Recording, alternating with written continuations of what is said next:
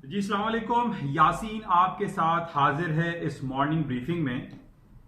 जैसे कि मैंने आपसे कहा कि ये पाकिस्तान में मॉर्निंग ब्रीफिंग है, कहीं यूरोप में नाइट ब्रीफिंग है, तो कहीं इवनिंग ब्रीफिंग है, क्योंकि ये ग्लोबल मार्केट को एक कवरेज करने का एक छोटा सा आपके साथ एक राब्ता है कि what is happening around the globe. तो इसलिए मैं पाकिस्तान में बैठा हुआ और पाकिस्तान से आपके साथ मुखातिब हूं, तो इस वजह से मैं आपसे ये मॉर्निंग ब्रीफिंग कहता हूं। तो बहरहाल इस हवाले से ये सिलसिला आपके साथ बरकरार रखने की एक छोटी सी कोशिश है कि पूरी दुनिया में, चाहे वो स्टॉक मार्केट हो या इंडिविजुअल स्क्रिप्ट हो, चाहे वो अमेजॉन और एप्पल आईफोन के शेयर्स हों, या वो गोल्ड एंड सिल्वर की मार्केट हो, या पैलेडियम और प्लैटिनम हो, या करेंसी मार्केट की मूव हो, जिस पे पूरी दुनिया डिपेंड करती है। ये पूरी वो ग्लोबल मार्केट है जिसको हम OTC market, over the counter market भी कहते हैं, और पूरी दुनिया इस ग्लोबल फाइनेंशियल मार्केट या इंटरनेशनल फाइनेंशियल मार्केट पर डिपेंडेंट है। तो इस हवाले से एक थोड़ा सा एक प्रीव्यू, एक थोड़ा सा एक हाल अहवाल ले लिया जाता है कि मार्केट में क्या चल रहा है और मार्केट किन लेवल्स पे और किन खबरों पे चल रही होती है। तो आज मंडे का दिन है, आज 30 सितंबर है, और आज इस महीने का आखिरी दिन है, इस क्वार्टर का आखिरी दिन है, और कल से 1 अक्टूबर शुरू होगा, यानी इस साल का आखिरी क्वार्टर। आज थर्ड क्वार्टर की एंडिंग है, आज मंथली क्लोजिंग है। इस हवाले से भी मैं बड़ी इंपॉर्टेंस देता हूं। आप तमाम लोगों से मैं ये बारहा इस बात का इजहार करता रहता हूं कि जितने भी बड़े स्केल पे क्लोजिंग आती है, चाहे वो क्वार्टरली हो, मंथली हो, वीकली हो, उसकी अहमियत जो है वो बढ़ती चली जाती है।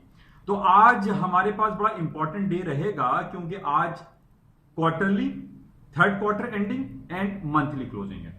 और कल से हमारा 1 सितंबर, और बड़ा इंपॉर्टेंट डे है कल के हवाले से, क्योंकि कल 1 अक्टूबर से 7 अक्टूबर तक दुनिया की सेकंड लार्जेस्ट इकोनॉमी कह लीजिए या फर्स्ट इकोनॉमी कह लीजिए, दैट इज चाइना। चाइना की मार्केटें एक हफ्ते के लिए बंद रहेंगी। वहां पर नेशनल डे हॉलीडेज मनाया जाएगा, सेलिब्रेट किया जाएगा, जिसकी वजह से सुबह अर्ली मॉर्निंग जो हमारे पास मार्केट होती है पाकिस्तानी वक्त के मुताबिक, जो मॉर्निंग हम जिसको कहते हैं, उसमें मार्केट में थोड़ा सा वॉल्यूम कम हो जाएगा। अच्छा, कम वॉल्यूम में हमेशा हमने ये देखा है कि मार्केट एक या तो हैपोजिट मूव होती है या फिर वन साइडेड मूव हो जाती है। यानी गोल्ड की मार्केट है, हायर जा रही है तो हायर जाना शुरू हो जाएगी, लो होगी तो लो जाना शुरू हो जाएगी। तो मार्केट एक डायरेक्शन लेस हो जाती है, चाहे वो जापान में एक छुट्टी हो, चाइना की छुट्टी हो, या फिर वो एशियन हॉलीडेज हो, ईद उल फितर, ईद उल अजहा की छुट्टियां हो, या फिर आपका अमेरिका में कोई बड़ी सेलिब्रेशन हो रही है, या यहाँ पे थैंक्स गिविंग डे आ रहा है, या क्रिसमस हॉलीडे है, या न्यू ईयर हॉलीडेज है। इन तमाम हॉलीडेज को देखिए बड़ा जहन में रखना पड़ता है, क्योंकि इन तमाम हॉलीडेज पे मार्केट में वॉल्यूम काफी डिम हो जाता है, कम हो जाता है, जिसकी वजह से एक मार्केट में मूव जो है वो उस हिसाब से नहीं हो पाती जो हम एक्सपेक्ट कर रहे होते हैं कि जनाब मार्केट में लो या हाईज बनने चाहिए। बहरहाल कल से हमारा बड़ा इंपॉर्टेंट डे शुरू हो जाएगा। एक तो चाइना में 7 डेज हॉलीडे रहेगी, और इसके अलावा अमेरिका के थर्ड क्वार्टर एंडिंग आज हो रही है, जिसके बाद कल से अमेरिका की जो बड़ी बड़ी कंपनीज हैं, जो तकरीबन 500 जैसा S&P 500 है, या Dow Jones industrial 30 blue chips companies हैं, इनकी अर्निंग रिपोर्टों का सिलसिला शुरू हो जाएगा। उस अर्निंग रिपोर्ट्स पे मार्केट की मूव एक्सपेक्ट होती है। मार्केट की मूव जो है प्लस या माइनस में बहुत ज्यादा होती है। जिस तरीके से मैंने आपसे ये बारहा मैं आपको अपनी स्पीच में ये बताता रहता हूं कि अमेरिका की जो 30 ब्लू चिप्स कंपनी है, उसको भी हमने मजीद समराइज कर दिया, और अब तकरीबन 10 बिग कंपनीज, जिसको हम टॉप 10 भी कह सकते हैं, जिसमें नंबर जो $1 ट्रिलियन अपने बेंचमार्क को क्रॉस कर गई हैं, जिसमें नंबर 1 एप्पल आईफोन है, Amazon.com है, और आपका अल्फाबेट गूगल है, मोबिल एक्सॉन है, माइक्रोसॉफ्ट है, फेसबुक है। ये वो तमाम कंपनीज हैं जो कि अपने मार्केट कैपिटलाइजेशन के हवाले से 1 ट्रिलियन यानी 1000 अरब डॉलर को क्रॉस कर चुकी हैं। किसको कहते हैं 1000 अरब या 1 ट्रिलियन डॉलर? यानी मैं आपको कंपैरिजन से इस हवाले से ये बता रहा होता हूं कि पाकिस्तान जब इमरान खान साहब हुकूमत में आए तो हमें 9 अरब डॉलर की जरूरत थी, 9 billions of dollar. That is a peanut for this whole economy, या किसी एक बड़ी कंपनी, या Amazon.com को हम ले लीजिए कि उसकी, और एप्पल आईफोन और अल्फाबेट गूगल, इनकी जो मार्केट कैपिटलाइजेशन है ये 3000 बिलियंस ऑफ डॉलर को क्रॉस कर चुकी है। यानी कहां हम अगर एक कंपनी Amazon को लेते हैं जो कि 1 ट्रिलियन डॉलर को क्रॉस कर चुकी है, या 1000 बिलियंस ऑफ डॉलर को क्रॉस कर चुकी है, हम पाकिस्तान एक पुअर कंट्री है, हमें सिर्फ 9 अरब डॉलर चाहिए थे। मैं 900 अरब भी नहीं कह रहा हूं, 9 अरब डॉलर चाहिए थे, जिसके लिए कभी पाकिस्तानी वजीर आजम साहब सऊदी अरब के पास जा रहे हैं, तो कभी यूएई से जो है वो कशकोल लेके जा रहे हैं कि जनाब हमें इतने पैसे दे दो वरना हम आईएमएफ के से जो है वो डिफॉल्ट कर जाएंगे। तो मकसद ये है कि ये वो जायंट कंपनीज हैं जो कि billions and trillions of dollar जो है वो मैनेज करती हैं, उनका पोर्टफोलियो मैनेजमेंट है, और जब उनकी अर्निंग रिपोर्ट्स आती हैं जो कि कल से शुरू हो जाएंगी, तो मार्केट में एक भूचाल जैसी कैफियत होती है। और उसका मैं गाहे बगाहे आपसे उस बात को इन्फॉर्म भी करता रहता हूं कि आज आईफोन की है तो एप्पल की है, आईफोन एप्पल की है, या अमेजॉन है, या मोबाइल एक्सॉन है, या माइक्रोसॉफ्ट है, उन तमाम की अर्निंग रिपोर्ट्स पे मार्केट का क्या इंपैक्ट होगा, मार्केट किस लेवल्स पे जा सकती है, मार्केट प्लस होगा, माइनस होगा, क्या होगा। बिलियंस ऑफ डॉलर के लोग फंड इंजेक्ट करते हैं इसमें, पोर्टफोलियो मैनेज करते हैं, तो पूरी दुनिया की निगाहें जो हैं वो इन बड़ी बड़ी कंपनीज की अर्निंग रिपोर्ट्स पे लगी हुई होती हैं। तो बहरहाल ये बड़ा इंपॉर्टेंट कल से हमारे लिए हो जाएगा, और हम उसको चेक करेंगे कि किस कंपनी की अर्निंग रिपोर्ट आने वाली है जिसका इंपैक्ट पूरी मार्केट पे पड़ता है, चाहे वो गोल्ड सिल्वर हो, या वो स्टॉक इंडिसीज हो, या इंडिविजुअल स्क्रिप्ट हो, या वो करेंसी मार्केट हो। अक्रॉस द बोर्ड पूरी स्क्रीन पे एक फर्क पड़ता है जब ये बड़ी ट्रिलियन डॉलर जो टॉप 10 कंपनीज हैं इनकी अर्निंग होती है, जो कि कल से इसका सिलसिला जो है वो शुरू हो जाएगा।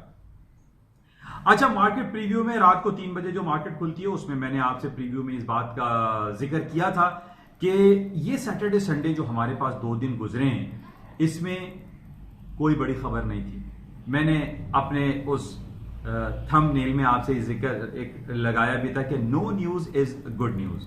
जब दुनिया में कोई खबर नहीं होती इसका मतलब है बहुत पीसफुल है, हालात बहुत साजगार हैं, कोई टेंशन नहीं है, कोई मसला नहीं है। अच्छा, इस no news and good news में होता क्या है, गोल्ड की मार्केटें नीचे आती हैं, सिल्वर नीचे आता है, पैलेडियम प्लैटिनम, जब कोई न्यूज नहीं होती तो मार्केट नीचे आता है। क्योंकि जैसे मैंने आपसे ये कहा था कि जब भी मार्केट में कोई टेंस सिचुएशन रहती है, यानी सऊदी अरब पे अटैक हो गया, उसके ऑयल रिफाइनरी पे अटैक हो जाता है, ईरान के ऑयल टैंकर्स पर अटैक हो जाता है, या अमेरिका जो है कोई अपना जहाजी बेड़ा रवाना कर देता है, जो कि स्ट्रेट ऑफ गिब्राल्टर में हमने देखा स्पेन के पास जो है, वहां पर जब अमेरिका ने अपना बेड़ा खड़ा किया तो एक हालात खराब हो गए, तेल की कीमतों में इजाफा हो गया, सोने की कीमतों में इजाफा हो गया। लेकिन ये जो 2 दिन हमारे पास गुजरे हैं इसमें बहुत पीसफुल हालात रहे। हमें सिर्फ हम ये देख रहे थे कि पिछले बहरहाल ये अफसोस का मुकाम है कि 55 दिन हो गए, 55 डेज ऑफ कर्फ्यू हो गया, कश्मीर में लगा हुआ है, और जो हांगकांग का सिलसिला है वो भी अभी थोड़ा सा नरम गरम चल रहा है। लेकिन जैसे जैसे देखें जो भी हालात बैड न्यूज हमारे पास होती है, और जब वो लिंगर ऑन हो जाता है, हालात काफी दगरगू होते हैं, हालात बहुत खराब होते रहते हैं, और वो सुधारने का कोई सिलसिला ही नहीं होता है, तो उसके बाद हम ये देखते हैं कि उस तमाम खबरों को मार्केट डिस्काउंट कर देती है। अब रोजाना एक जगह फायरिंग हो रही है, रोजाना हंगामा हो रहा है हांगकांग में, रोजाना हंगामा हो रहा है कश्मीर में, तो इसका नेगेटिव इंपैक्ट उस सर्टेन पीरियड ऑफ टाइम में तो आता है जब ये इनिशिएट होता है, यानी इग्निशन ऑन होता है। उसके बाद धीरे धीरे मार्केट उसको नॉर्मल लेना शुरू कर देती है। तो यही वजह हम देख रहे हैं कि हालांकि कश्मीर के हालात अच्छे नहीं है, हांगकांग के हालात अच्छे नहीं है, लेकिन उसके बरक्स हम ये देख रहे हैं कि स्टॉक मार्केटें दोबारा हायर साइड पे जाना शुरू हो रही हैं। हालात सही हैं या खराब हैं, यानी कश्मीर और हांगकांग के हालात अभी भी दगरगू हैं, लेकिन हम देख रहे हैं कि गोल्ड की कीमतों में अब कमी वाकई हो रही है, क्योंकि खास तौर पे इन पिछले 8-10 दिनों में, पिछले वीक में हमने कोई बैड न्यूज नहीं देखी। अच्छा, बैड न्यूज ना होने की एक वजह जो आई फील, जो रियलाइज की, क्योंकि यूनाइटेड नेशन के जनरल असेंबली का इजलास हो रहा है, बल्कि आज उसका आखिरी दिन है, 30 सितंबर लास्ट डेट है। आज तमाम जो भी सरबराहान मुमलिकत वहां 190-195 ममालिक के पहुंचे हुए, वो आज खत्म हो जाएगा, कंक्लूडिंग रिमार्क्स आ जाएंगे। इसको भी आज हमें देखना पड़ेगा कि जनरल सेक्रेटरी, वहां के प्रेसिडेंट जो है यूनाइटेड नेशन के, वो क्या कंक्लूडिंग रिमार्क्स देते हैं। आया वो क्लाइमेट चेंज के हवाले से क्या कहते हैं, वो हांगकांग के हवाले से क्या खबर देते हैं, या वो कश्मीर इशू को रिजॉल्व करने में कितने सीरियस दिखाई देते हैं। तो इस हवाले से आज का दिन इस हवाले से इंपॉर्टेंट है कि हम उसको देखेंगे कि यूनाइटेड नेशन के जनरल असेंबली के इजलास से या उसके प्लेटफॉर्म से क्या कमेंट्स, आउटकम उसका निकलता है। बहरहाल इसके अलावा जो हमारे पास 2 दिन, जैसे मैं आपसे कह रहा हूं कि कोई बैड न्यूज नहीं थी, लेकिन जो 3 दिन कबल यानी फ्राइडे को हमारे पास एक लिटिल बैड न्यूज आई थी, जिसमें ये कहा जा रहा था कि अमेरिका या ट्रंप एडमिनिस्ट्रेशन अब इस सिलसिले में काम कर रहा है कि चाइनीज जो कंपनी रजिस्टर्ड है अमेरिका के न्यूयॉर्क स्टॉक एक्सचेंज में, उनको डीलिस्ट किया जाए, उनको निकाल दिया जाए, उनको आउट कर दिया जाए। बहरहाल ये एक खबर है, अभी कोई अमली काम इसमें हुआ नहीं है, लेकिन ये खबरों पे ही मार्केट जो है प्लस माइनस हो जाती है। लेकिन बहरहाल इसको हम वॉच करेंगे कि अमेरिका क्या वाकई सीरियस दिखाई देता है कि चाइनीज जो billions and trillions of dollar की इन्वेस्टमेंट अमेरिका की मार्केटों में उन्होंने की हुई है, क्या वो उसको डीलिस्ट करने में इंटरेस्टेड है, या फिर ये एक अखबारी बयान है, या ये सिंपली एक ट्वीट है। क्योंकि इसके नेगेटिव इंपैक्ट पूरी अक्रॉस द बोर्ड मार्केट में पड़ेंगे, क्योंकि चाइना दुनिया की एक बहुत बड़ी सेकंड या फर्स्ट, हम 1 और 2 उसको गिरदान रहे होते हैं, वो इकोनॉमी है, और उसको डीलिस्ट करना, उसकी कंपनियों को निकाल देना, it's not an easy job.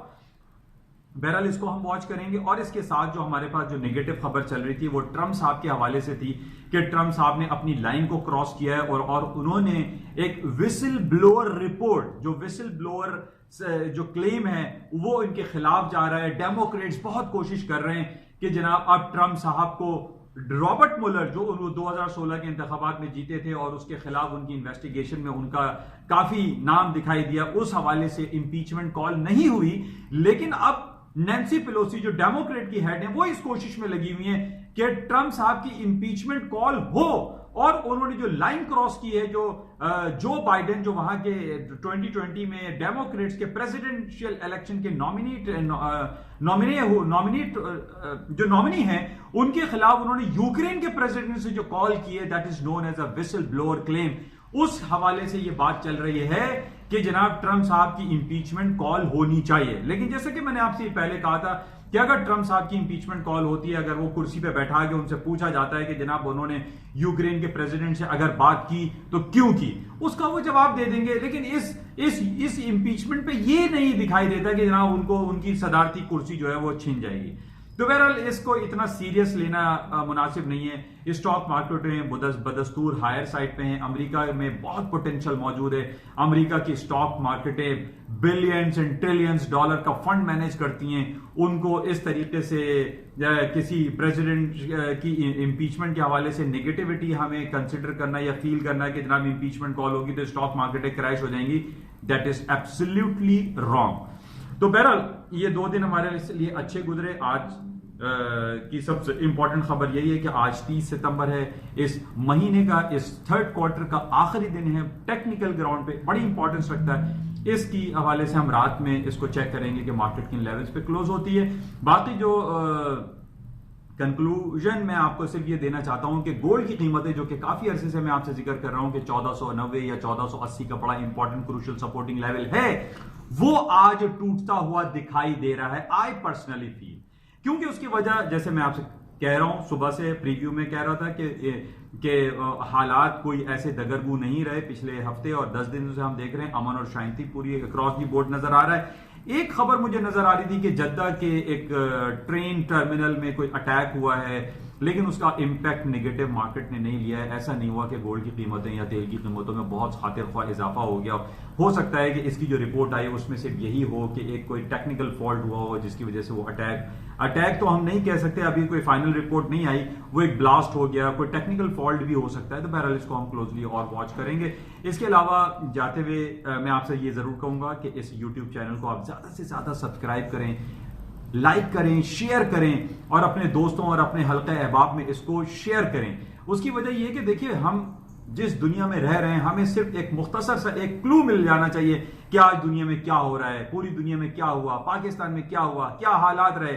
तो इससे थोड़ा सा एक आगाही फराहम हो जाती है एक आम लोगों को उर्दू जबान में, क्योंकि दुनिया में बहुत सारे अंग्रेजी डॉन अखबार पड़ा हुआ है, CNN है, BBC, ये सब अंग्रेजी में अपनी अपनी बातें बयान कर रहे होते हैं। तो मैं उन तमाम चीजों को देखने के बाद एक उर्दू के तौर पर इसको पेश करता हूं, लोगों को बताता हूं, समझाने की कोशिश करता हूं कि मार्केट में क्या कुछ हो रहा है। तो ज्यादा से ज्यादा इसको सब्सक्राइब करें, लाइक करें, शेयर करें, ताकि लोगों को ज्यादा से ज्यादा आगाही रहे। इंशाल्लाह आपसे राब्ते में रहेंगे। Thank you.